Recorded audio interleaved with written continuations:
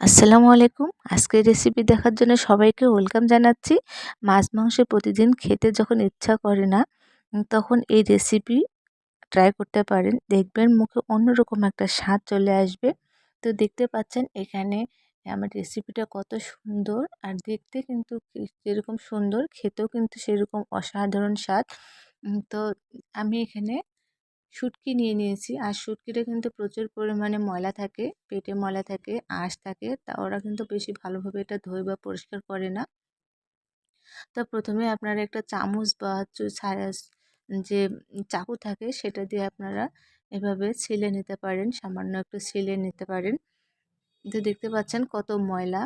এভাবে আপনারা যদি একটু ছিলে নেন তাহলে উপরের যে ময়লাটা থাকে, আঁশটা থাকে, সেটা কিন্তু চলে যাবে। আর এটাকে আমি রান্না করব চামঘাস দিয়ে। আপনারা সবাই হয়তো চামঘাস চিনেন। চামঘাস সবসময় হয়তো পাওয়া যায় না, এই বর্ষাকালে প্রচুর পাওয়া যায়। তো তো এখানে আমি আগে মাছগুলোকে ভেজে নিব। মাছগুলো কিন্তু বেশি ভাজানো যাবে না, মাছগুলো বেশি ভাজলেও কিন্তু পুড়ে যাবে, আর তখন কালো রঙটা কালো হয়ে যাবে, আর তখন খেতেও তিতা তিতা লাগবে। সেজন্য আপনারা এটাকে খুব সুন্দরভাবে এপাশ ওপাশ সুন্দরভাবে লাল লাল করে ভেজে নেবেন। আর এটাকে আপনারা সবগুলো একসাথে ভাজলে কিন্তু কতগুলো ভাজা যাবে, কতগুলো ভাজা যাবে না, সেজন্য এটা একটা একটা করে উল্টিয়ে পাল্টিয়ে আপনারা এটাকে ভেজে নেবেন। আর এখানে আমার ভাজা শেষ। এখানে আমি দেখতে পাচ্ছেন একটা বাটি নিয়ে নিয়েছি, আর বাটিতে আমি গরম পানি দিয়ে দিয়েছি। অবশ্যই আপনারা গরম পানি দেওয়ার চেষ্টা করবেন, তাহলে মাছগুলোর ভিতরে যে ময়লাগুলো থাকে সেগুলো উঠে আসবে, আর মাছটাও কিন্তু অনেক সুন্দর নরম হয়ে যাবে। আর কিছুক্ষণ ভেজে রাখার পরে আপনারা চামচ দিয়ে পেটের ময়লাগুলো আর উপরে যে আঁশগুলো থাকে সেগুলো আরেকবার সুন্দর করে ভেজে নেবেন।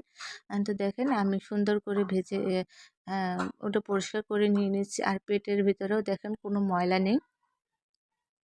তো এগুলোকে আপনারা বাটায় বাটতে পারেন, বা আমি একটা ব্লেন্ডারে এটা বেটে নেব, হালকা করে বেটে নেব। আপনারা যদি এরকম আস্তভাবে রান্না করতে চান তাহলে এরকম রান্না করতে পারেন। তো আমি এখানে ব্লেন্ড করে নেব, সামান্য একটু পানি দিলাম। পানি দেওয়ার পরে আমি এটা ব্লেন্ড করে নেব। অনেকে আস্ত রান্না করে, আস্ত রান্না করলেও কিন্তু খেতে ভালো লাগে, সমস্যা নেই। তো আমি এখানে হালকা করে একটু ব্লেন্ড করে নিয়ে নিয়েছি। তারপরে যে আমি নিয়েছিলাম চামঘাস, সেগুলোকে আমি সিদ্ধ করে নিয়েছি প্রেসারে। একটা থেকে দুটো সিটি দিয়ে নিয়ে নিয়েছি। আর অবশ্যই এটা চামঘাসগুলো হাত দিয়ে নাড়াচাড়া করবেন না, আর এটা কিন্তু অনেক কুটকুট ধরে।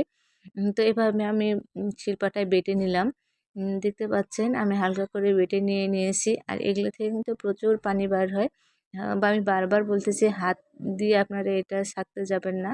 হাত দিয়ে ছাকলে কিন্তু হাতে কুটকুটি ধরে, জ্বলুনি শুরু হয়ে যায়, অনেক খারাপ লাগে তখন। তো এইভাবে পানিগুলো আমি ছেঁকে নিলাম। নেওয়ার পরে আমি একটা প্যান বসিয়ে দিয়ে তেল দিয়ে দিলাম। এখানে কিন্তু প্রচুর পরিমাণে তেল লাগে। যত একটু ভাজা ভাজা খেতে হয়, ভাজা ভাজা খেলে কিন্তু অনেক ভালো লাগে। আর এখানে আমি দিয়ে দিলাম পেঁয়াজ, আর দিয়ে দিলাম আমি মরিচ। মরিচটা আপনারা স্বাদ মতো দিবেন, কারণ আমরা বেশি মরিচ খেতে পছন্দ করি না বা খেতে পারি না। তো এই রান্নাতে কিন্তু মরিচ একটু বেশি, বা তেল মরিচ মশলা একটু বেশি দিলে কিন্তু অনেক স্পাইসি হয়, অনেক খেতে ভালো লাগে। তো যেহেতু আমার বাচ্চা আছে সেজন্য আমি অত মরিচ আমি দিব না। তো এখানে আমি মরিচ আর পেঁয়াজ দিয়ে দিলাম, আর দিয়ে দিলাম রসুন। আপনারা এই রান্নাতে যত মরিচ পেঁয়াজ দিবেন, রসুন দিবেন, তত কিন্তু এটা খেতে ভালো লাগে, অনেক মজা লাগে খেতে। আর এখানে আমি একটা মরিচের অর্ধেক দিয়ে দিলাম। আর এখানে দিয়ে দিলাম আমি ডালচিনি, আর গোলমরিচ ২-১টা, লং ২টো। আর এখানে আমি দিয়ে দিচ্ছি আদা আর জিরা বাটা ১ চামচ। আপনারা আপনাদের স্বাদমতো আপনারা উপকরণগুলো দিয়ে দিবেন। এখানে লবণ দিয়ে দিলাম আমি ১ চামচ, হলুদ ১ চামচ, দিয়ে সামান্য একটু নেড়ে নেড়ে নিব। তারপরে আমি যে শুটকির পেস্ট করে রেখেছিলাম সেই শুটকির পেস্টটা আমি দিয়ে দিলাম। দিয়ে এটাকে সামান্য একটু নাড়াচাড়া করতে হবে, তাহলে শুটকির যে একটা গন্ধ থাকে সেই গন্ধটা থাকবে না। আপনারা অবশ্যই শুটকি যখন রান্না করবেন শুটকিটা গরম পানিতে দিয়ে পরিষ্কার করবেন আর একটু আগে কষিয়ে নেবেন, তাহলে কিন্তু গন্ধ থাকবে না। তো এখানে আমি যে চামঘাসগুলো আমি সেঁকে রেখেছিলাম সেই চামঘাসগুলো দিয়ে দিলাম। দেওয়ার পরে 1 থেকে 2-3 চামচের মতো পানি দিয়ে দিবেন, তাহলে একটু নাড়তে সুবিধা হবে। আর এখানে আমি দিয়ে দিলাম ধনিয়ার গুঁড়ো, জিরার গুঁড়ো 1 চামচ করে। দেওয়ার পরে এটাকে কিন্তু ভালো করে কষিয়ে, কষিয়ে রান্না করতে হবে। এ পর্যায়ে কিন্তু আমি কোনো ঢাকনা দিব না। একটু কষিয়ে, কষিয়ে আপনাদের রান্না করতে হবে। যতক্ষণ না পর্যন্ত নিচে লেগে না যায় আর উপরে তেলটা ভেসে না আসে, ততক্ষণ পর্যন্ত কিন্তু নাড়তে হবে। দেখতে পাচ্ছেন উপরে আমার তেল প্রায় চলে আসছে। আর এভাবে আমি কিন্তু আরও একটু রান্না করব, যতক্ষণ না পর্যন্ত একটা কালার চলে আসে। এখানে লাল লাল করে কিন্তু আমি এটা রান্না করব। জানি না কতটুকু কালার আসছে আর কতটুকু আমি আপনাদের দেখাতে পারবো। তো দেখতে পাচ্ছেন উপরে কিন্তু তেলগুলো চলে আসছে আর নিচে আমার কিন্তু লেগে, লেগে যাচ্ছে। আমি ঠিক এভাবে করে রান্না করে থাকি। এভাবে করে রান্না করলে কিন্তু খেতে অসাধারণ লাগে। আর শুটকির যে একটা গন্ধ থাকে আর কচুটার যে একটা কচুটা যে মুখে লাগে সেটা আর লাগবে না।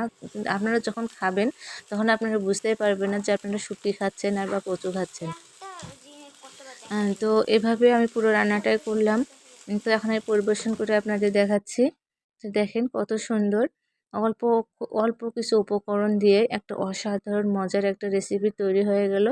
একঘেয়েমি খাবার খেতে, খেতে কিন্তু রুচিটা আমাদের নষ্ট হয়ে যায়, টেস্টও নষ্ট হয়ে যায়। কিন্তু টেস্টে মুখে একটা ভালো টেস্ট আনার জন্য কিন্তু আ বিভিন্ন ধরনের খাবার আমাদের মাঝে, মাঝে খেতেই হয়। তো বাসায় এভাবে আপনারা তৈরি করবেন। দেখবেন খুব সুন্দর লাগবে খেতে। আর এটা কিন্তু একটা জনপ্রিয় খাবার। আপনারা কে কখনো খেয়েছেন কিনা জানি না। তো অবশ্যই খাবেন। তো সবাই ভালো থাকবেন, সুস্থ থাকবেন। আল্লাহ হাফেজ।